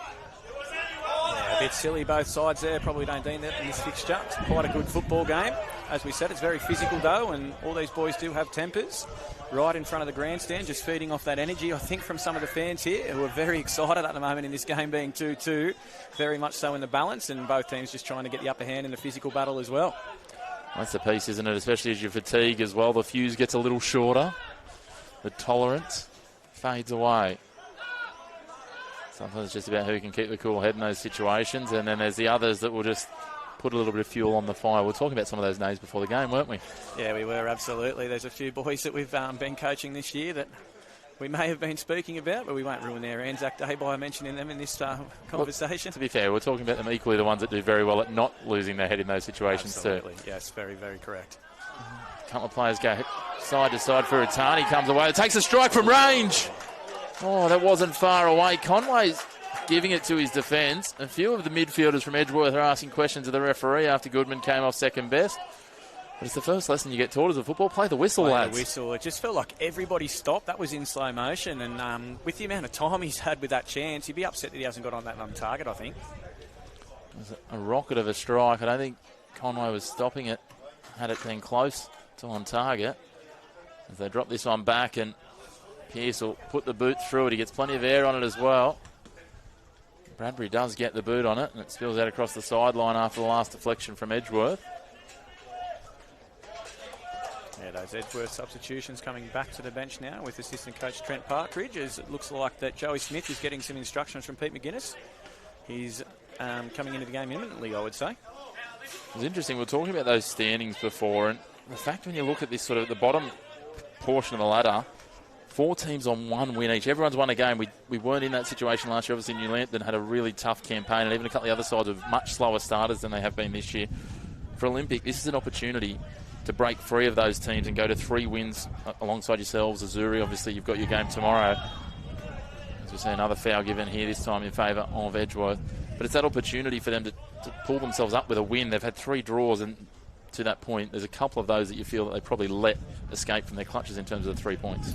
Yeah, definitely the Bell Swan situation last week with conceding in the 93rd minute of the game in stoppage time. They'll be ruining those 2 points dropped. That would have had them right next to the finals spots. But as it is, football's a crazy game, and this competition so far this year has just proven that anyone can beat anyone on their day. Lots of teams with lots of points. New Lambton obviously last year, I think 7 points was their total. Valentine 15 points were the bottom 2 teams, and a lot of teams sort of already looking around those types of marks already. So a very different competition in 2026 as we saw unfold last season. Well, as it stands at the moment, Adamstown are knocking on the door of that 7 points already, and there's only 3 teams below them. So opportunity here. Stewardson pokes it. Oh, looks at the post. Grazed off the outside of the post. That might be his last involvement, I think. Looks like it, as Joey Smith is one of the changes ready to go. And Aidan Gardner will be the other. He's turned on a dime there, Jaden Stewardson. Unlucky not to get more out of that. Given a lot of time to turn in the box. Fantastic strike on goal, and unfortunately grazing the outside of the woodwork and keeping the score locked at 2-2. Certainly is, and now he'll get to have a breather, and we'll see the injection of these fresh legs. Gardner will go to the top of the attack. An opportunity for him. Joey Smith on the right-hand side. I wonder how much that caution that was delivered to Caldwell about 2 minutes ago has impacted McGuinness's decision to bring him out of the fray. Obviously, as we were talking about, Tempest starting the fray with both teams desperate for points today, and a yellow card might have been the decision to tip McGuinness over to bring Joey Smith on that right-hand side of the park. Yeah, it's always interesting when you start looking at that, and obviously it's a consideration when you're coaching. You know, if you're umming and ahhing or toing and froing about what that choice is, it can just force your hand a little bit once they get a yellow card, especially late in a very close contest. Yeah, with the scores locked at 2-2, I think that's terrific experience coaching from Pete McGuinness there to make that change. Gardner just dancing about here. Plenty of space, the fresh man. Plays it to Wowries. Now across to McManus. McManus feeds it now. Smith for his first touch. Cuts against James. Holds it up and goes back to Wowries, who waits to see what decision Muller is going to make. He pushes on the defensive side, so they rotate it back through Jones, and now Jackson and Goodman. Goodman much quieter this second half, tries to play it down, but Cotton gets a touch, and they're going to say handball. ball. Terrific play from Edgeworth there, coming from the right-hand side with Joey Smith. Very good in tight areas, horseshoeing out, getting the ball onto the opposite side of the field. 3 passes, the ball speed was good. Again, got players into an isolated area on the left-hand side, and Max Cotton, to be fair to him there, very unlucky for that ball to come up and strike him on the hand, but another promising opportunity for the Edgeworth Eagles. Certainly is. Just an update from around the grounds. Western leading 2-0 after 34 minutes at Adamstown. I mean, not that there's scripts in the NPL, but it's as close as to what you might predict there. They've certainly been, as you said earlier, one of the pace setters. Nyankuru curls this in. Pierce up to the task. And that absolutely on target. Olympic try to push forward here. Catch near. Smith just a little misstep, but managed to recover and get to the ball. Plays it forward, trying to get it to his own advantage, but West is there recovering. Bramora, he's almost used his boot as a shovel there. Good to see a couple of ex-teammates from the Newcastle Jets youth system, Joey Smith and Lachlan West, locking horns against each other there. Yeah, well, the groundskeeper won't have Dominic Bramora on his Christmas card list after that. I'm sure Con Gurnis is pulling his hair out down the bottom corner with that divot. I wouldn't surprise me if he was out to fix it, as we see Flynn Goodman on the attack again. Plays it in. Here's a chance. Gardner back to goal though. Curls back. Floats it up, looking wide for Smith, who heads it. Bounces up friendly for Adam Pearce. A tough chance to generate any power on that for young Joey Smith. The ball was behind him there. Very, very tough chance to get any type of purchase on that and trouble Adam Pearce. See, Zandawari's just looking like, we're talking about fuel tanks before, he looks like he's running almost on empty at the moment. He just didn't have the urgency or almost ability to go after that. It's a very different role running through the midfield. Opportunity here though. Fed into the box. West was sniffing about looking for a brace. James will pop it back for Brimora, but Gardner's there. He had an air swing at it. Brimora got a touch on it. But there's Max Cotton recovering again. Yeah, Max Cotton at one stage about 15 seconds ago was the highest player forward for Newcastle Olympic, as he gives the ball away to a well-positioned Justin Ware's there. Ware's turning it forward, but couldn't find Nyankuru. Both sides just looking a little sloppy probably with their passing. I can't find their targets. I just wonder if that's the fatigue coming in, because it's been very end-to-end, very frenetic. As you said, both teams have probably not been as broad in their play in this second half, but still it's been a lot of energy, a lot of ball movement and a lot of player movement up and down. Yeah, match played at a high tempo and bringing those fresh legs from both teams into the fray. 4 fresh players now onto the field. It's brought the tempo up yet again, and now the boys that are a little bit leggy and under a little bit of fatigue are having to match their tempo. So it's probably why we can see some mistakes, and as shown by Nyankuru there, lashing out a bit in that tackle. The referee says play on. Kerry James in a dangerous position. James curls it into the box, headed, down, falls, Toby! The flag stays down. Muller's header wasn't where he wanted it, but I tell you what, he'll get a nice little assist for that. Jared Muller and Nathan Toby, the fresh substitute, finds the back of the net. An Olympic lead again, 3-2. This has been a roller coaster. What a cracking game of football for your Anzac Day, folks. Olympic have finally started to ask some questions. We said as soon as this second half started, start to deliver balls into the box. Kerry James, that's a terrific ball. Edgeworth napping a little bit at the in their back third there. Muller seemed to have a free header in the box. It's come off the back of his shoulder. And Nathan Toby, first touch, he's come onto the field. He's got an assist and a goal within 10 minutes. What a great change from Michael Bolch. It certainly is, and I tell you what, he's got some more substitutes, very keen at chomping at the bit, ready to get involved there. Even Sean Pratt was up and about on his feet with that goal, and why wouldn't he be? But it just shows, push those numbers forward, take your opportunities, and Nathan Toby's done exactly that. That was a finish of the highest class. Probably wasn't expecting that ball to come to him when it fell to Muller, but just always being alert and ever present. Pays dividends. Came upon him so quick. He's done very well to keep that down. That was about knee height, and he struck that with the side of his foot. And Conway dove. Far too much purchase on it. A great strike. And 3-2 Olympic. Here we go. Game on. There to dream the Darling Street crowd. Still plenty of time, though, for this to take some twists and turns. But Olympic pushing forward. Taking another strike. Forces a big save from Conway. Fully outstretched there to keep it out of the bottom corner. That's wonderful work from the shot stopper for Edgeworth. Great save, Conway. Great strike from Jared Muller as well. This game has fully opened up now. We were talking about the tempo of it as McGuinness sends the rest of his bench to warm up. It's so stretched, and Olympic have finally started to shoot. They've finally started to ask some questions of Conway, and they look to be on top in this fixture. Now, what can Kerry James do? I tell you what, if he can curl it half as dangerously as he did that last cross, this could be trouble for Edgeworth. He'll be tracked down towards the last 15 minutes here. Still plenty of time. for a couple more turns in the story of this round 9 Anzac Day clash. James. You've got Muller floating at the back. Duncan putting the pressure on the keeper. He gets it into the front post. Spills out appeals of handball from the Darling Street crowd. And then a foul given against Dominic Brymora. It would have been a tough decision to see a penalty go there. I don't think anyone knew much about what was happening with that ball, but what a delivery from Kerry James. It's probably the best corner of the match we've seen come from that side of the field. Had good tail on it, a good height. Very, very interesting outcome there. And here's that piece we were talking about before about making them go back. They decided to go a long way downfield Edgeworth, and the referee said, no, we're not having any of that. Nathan Toby made sure to make a nuisance of himself to ensure it didn't happen quickly, as McManus tries to come away with it, but Bradbury deflects it the way of Nathan Toby. He didn't quite execute as he might have liked. He's probably got a little bit too much adrenaline still flowing through those veins, Nathan Toby, after his last 15 minutes with a careless header there. Manus tried to go the long throw, only found the head of Brymora. It was too big for Gardner. And there's that man we've been talking about a lot in this second half, Max Cotton, playing it back to his keeper. And they go long here, just trying to clear it away.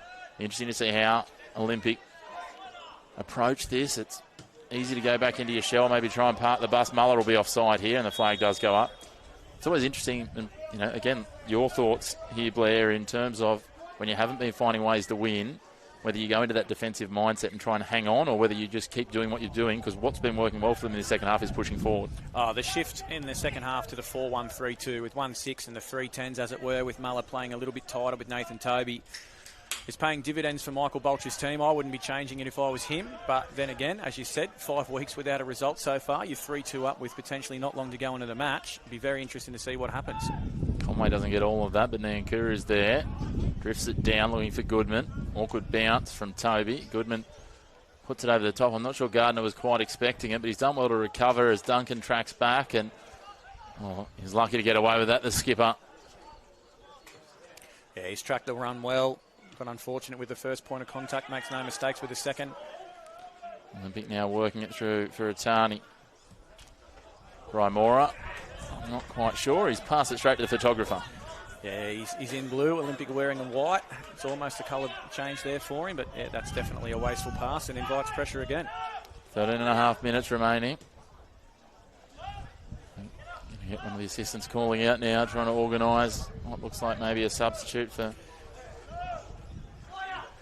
Edgeworth, but the players down there warming up aren't paying attention by the sound of it. That and Trent Partridge is doing his best from a bench that we can only describe is 100 metres from where the substitutes are warming up with this new configuration of Darling Street now. Very hard to get across this big crowd as to who needs to come back ready to go onto the field. I did hear a player complaining about that when he came off in the reserve grade fixture about how far he had to go and sit back at the bench. I was like, you don't have anything else asked of you today, mate. You'd be okay. It's intriguing that the Edgeworth and the Olympic players are all down there in a huddle basically together. It's just very friendly down there, convivial. Yeah, football's changed. That wouldn't have happened 20 years ago when I was making my money here at Darling Street. Everyone knows everyone in Newcastle football. It's a nice big football family. Obviously this game on the knife edge here is Edgeworth starting to go forward again. Goodman into the box. Little step back against Duncan. Gets a grab from Cotton. Plays on. Cotton does well getting a boot in there, slowing it down and comes forward again, disrupting the play. Inside the last 12 or so minutes here, it's going to come down to the wire. Edgeworth. No, they need that win to try and stay in that top 3. Olympic, if they get a win here, will be in touching distance of the top 5. Talks about how tight this ladder is. Yeah, they'll leapfrog quite a few teams if the scores stay the same. And Curry gets a little touch there, but the referee says play on. Right to challenge so well. Edgeworth through Gardner here. Is he onside? Flag stays down. Duncan clears it away. Toby does well to track it just inside the byline and push it long to avoid a corner. The sun pokes its way right out from behind one of the few clouds here today. Look how deep Olympic is sitting now. It almost looks like a back 5. Ferratani just slotting in between those centre-backs when he can. Opportunity here. Goodman still finding it on the outside against Cotton. Feeds it into the box. Prodded away by Brymora. Toby's there again. Tell you what, he's certainly getting plenty of metres in. Nathan Toby tracking back lots to help out in defence as a last line, as well as pushing forward where he found that goal earlier. Well, he's saying everything to Michael Bolch that says, pick me next week, coach. He's been immense since he come on. And what great defending that was from Brian Mora. We saw just to step out of the line and read that cross as it was coming across. It was a cut back into a very dangerous area. That's proper left-sided centre-back play there to step in and win that ball and get Olympic possession back. We see both teams getting ready with some more changes to come. So Rodway is going to be one of those, and Tonkin for Edgeworth. I dare say we'd see Jai Rodway slot straight back into right back. That's a natural position for him, and Max Cotton has had a big shift over there with Flynn Goodman. That would be a natural change for me, but we'll see what Bolch comes up with. The other change looking to come is Will Harvey, so we'll wait and see where they all come and how it all fits. Carl Bradbury can't quite control that one, and here come the changes now. So it'll be McKechnie being replaced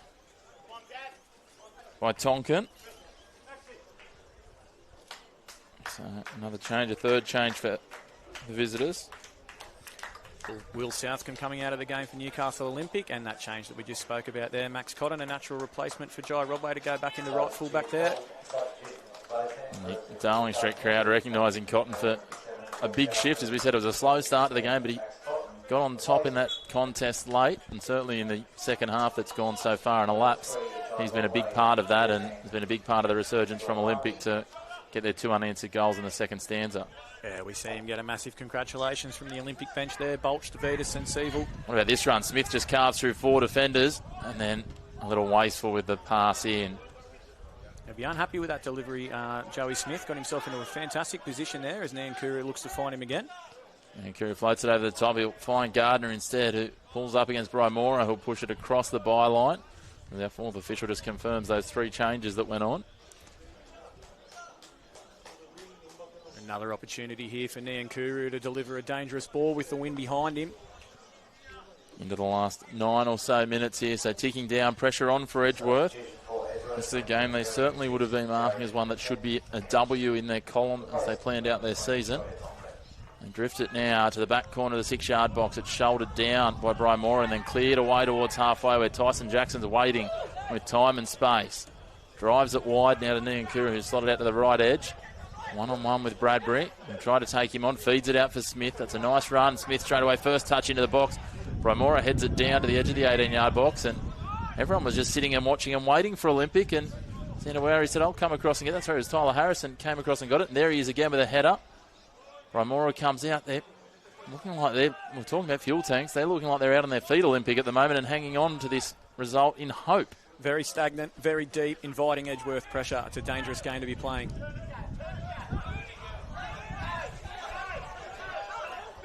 Now Bradbury tries to put on the afterburners, and Wowries does well, tracking back there. He's covered some distance today, where I'd like to see his heat map.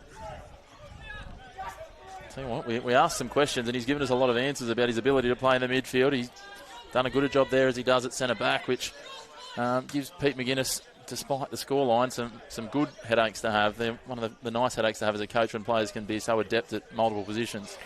As the old commentator's curse comes into play there, where he's not communicating that header and putting his team under pressure with an Olympic corner. Half-time in the Heritage Cup game over at Adamstown Oval, and it's still 2-0 to Western. Adamstown with work to do on their home turf there. Western took that one out last year as well. I'm not quite sure that that's actually in the marked corner area, but anyway, again, it's one of those things that's by the by in this day and age. I don't think it ever is anymore. Carl Bradbury curls it in from the right boot. Found at the front post, and Furitani, last deflection off Edgeworth over the crossbar. Goodman's trying to argue that it came off Muller. I think Goodman's done a fantastic job to get a foot out there and deny a clear goal-scoring opportunity there. And here we go again. I'll go the short corner this time. Furitani racing forward. A little heavy the touch. Awkwardly behind Bradbury now. Furitani cuts the edge of the 18-yard box. Joey Smith putting the pressure on, and Matt Jones. I'll tell you what, he didn't deal well with the first opportunity to defend inside the 18-yard box early in the game. This time, he's right on the money. Nankuru drives that one low. Olympic, you just feel like, despite being out on their feet a little, are a chance here of doubling their lead. That ball looked like it came off the shoulder of Nankuru in the end. half-hearted appeals in the crowd here at Darling Street. And all of a sudden, Aidan Gardner's got a step of space, but the fresh man, Njai Rodway, will track him down and close the space. Gardner just tries to take them all on himself. Turns it over now west to Furitani. His Darling Street crowd know that the time is whittling down rapidly. I was just about to say, Furitani's been terrific since he come in there as the holding six. It's really changed the way Olympic have played, and they've looked far more dangerous having him on the field. Harrison's going to try and go on a run himself. He just carves straight through the middle of midfield. Chips it up over the top. Is the flag staying down? It is. Good tracking back, not completely dealt with Gardner. Will he take a shot? He'll take a strike, deflected one way and sits up friendly. Might have been the beneficiary. That was a tight offside call. Yeah, very tight. Olympic asking the question of Allison down there on the line. There's some nervy Olympic fans around us here as that was unfolding. Well, they've been through a little bit of trauma in the last couple of weeks, I think it's fair to say. And, sometimes they talk about teams, losing and winning becomes habits. I think there's a few fans here on Anzac Day that are a little bit worried that, again, a draw might be snatched from the jaws of victory. As we head down, 5 minutes of regulation time remaining, and then we'll be at the referee's discretion as Muller plays it forward. Nathan Toby, right idea, just couldn't quite get the execution. That's probably been the story since they scored that goal, of a few opportunities for Olympic as Goodman races away. The 211s go toe-to-toe in a foot race. West tracks across. He cuts in field now, Goodman. Feeds it into the box looking for McManus, who's playing very narrow, but I'll tell you what, that was a nice line from Dominic Brymora just to shepherd his goalkeeper out to that ball. Absolutely terrific centre play there from Brymora. He's been very good today. Very aware of where McManus's run was. A good track back from Lachlan West, and in the end, another chance wasted for Edgeworth. Seeing a good track back. Aidan Gardner way back at the defensive side of midfield, turning that ball over and taking it away for Edgeworth, but they don't capitalise. As everyone just compresses here, you could almost throw a blanket over to both teams, which is probably the first time today I've had the chance to even consider saying that. And now, Edgeworth. They just look like they're running out of ideas here, Edgeworth. They're trying some optimistic things. That's just silly from Tonkin. They need a bit of an injection of some energy in the midfield. As Olympic take Lachlan West out there. Major shift from him today. Congratulations, Lachlan. And McAllister will come in, and for Edgeworth as well at the same time as Lockie March. And Lockie March will be the man that will take West's spot. Substitution for Newcastle. The two number 15s coming on.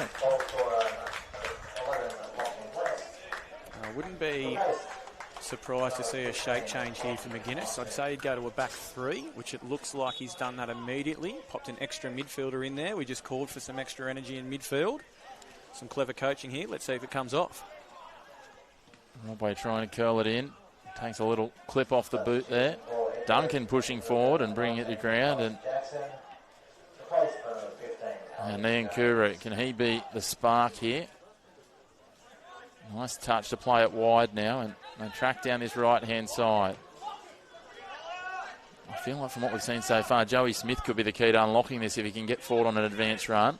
Yeah, well, higher was the call from Pete McGuinness there as Edgeworth had the ball in the back third.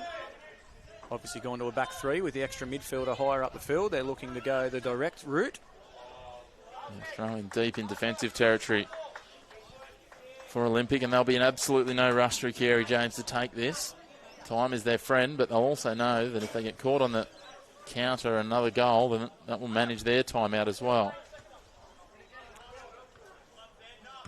Compressed in, driven forward. First touch there for Marchant.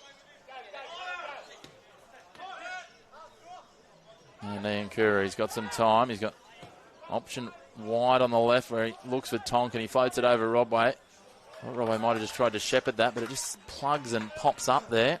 And he clubs it across the sideline, and it'll be a throw-in from Tonkin. And even the ball boy's taking his time. That's good management there, good training. It's nervy for Olympic with how deep they're sitting now. Bulch on the sideline, barking orders. They are under the cosh here as the dying stages of this game. Edgeworth into the box with a long throw, headed away. Jones, will he take a strike? I thought he might have just wound up onto that. He takes it on the second effort. It's deflected across. Appeals for handball, pushed wide now.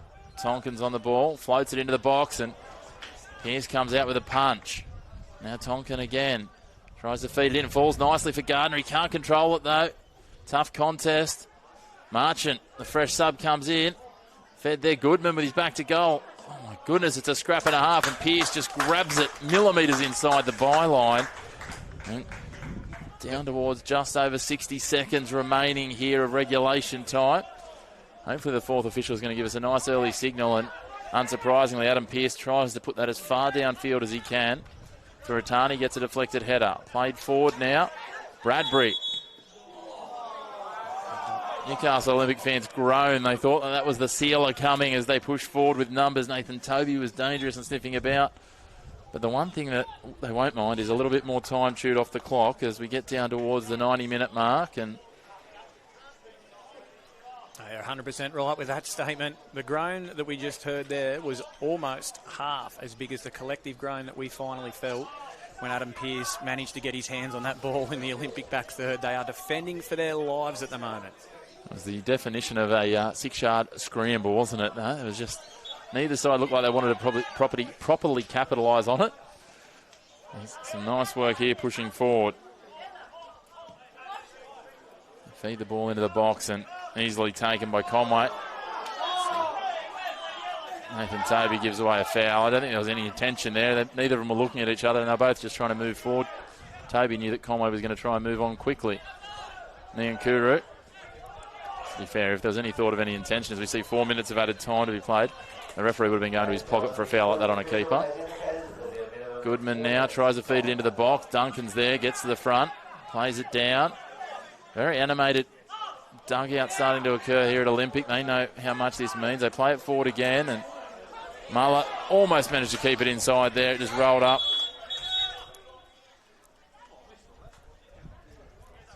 I'm going to get a yellow card from the bench. I think the assistant referee and fourth official might have asked them to move back into the dugout, and they have into the painted area. Yeah, referred to the animated dugout before and how much this means to Olympic. I don't think they'll mind that yellow card at all, as it has taken another 30 seconds out of the game. So we see Jared Muller struggling with some type of cramp now. Michael Bolts with a yellow card there. I love one of the assistants had to get up and point to where Bolt's seat was then, like he'd forgotten. The theatre of football. Marcus Duncan drives this long along the line.